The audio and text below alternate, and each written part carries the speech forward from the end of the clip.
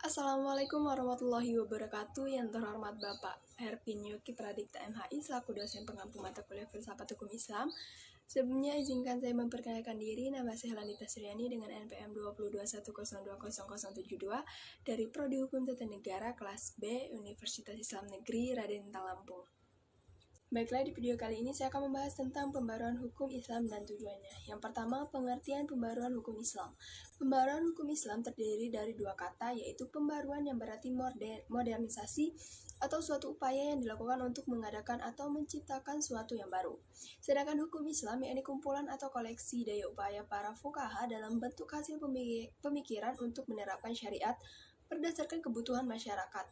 Dalam hal ini, Islam sama dengan fikih bukan syariat.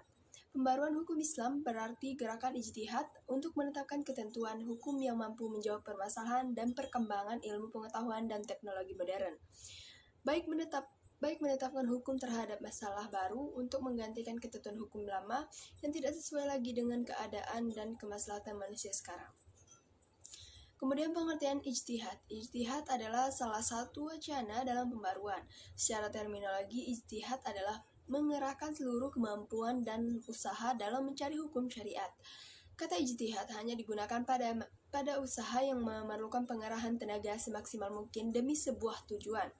Pembaruan juga dapat dilakukan dengan usaha-usaha pentahqiqan. Dengan usaha pentahqiqan ini akan terlihat keaslian dan kemurnian ajaran Islam. Cara ini lebih mudah dibandingkan dengan ijtihad. Dikatakan lebih mudah karena hanya mengoreksi sebuah pendapat. Akan lebih mudah lagi ketika kita memiliki fasilitas di atas. Kemudian menetapkan ketentuan hukum yang mampu menjawab permasalahan dan perkembangan baru itu mengandung dua unsur. Yang pertama, menetapkan hukum terhadap masalah-masalah baru yang belum ada ketentuan hukumnya. Dan yang kedua, menetapkan atau mencari ketentuan hukum baru bagi sesuatu yang sudah ada ketentuan hukumnya. Adapun tujuan dari pembaruan hukum Islam itu sendiri yaitu pembaruan hukum Islam merupakan suatu keharusan bahkan kewajiban yang mutlak. Sejak awal sebenarnya hukum Islam tidak memiliki tujuan lain kecuali kemaslahatan atau keadilan manusia.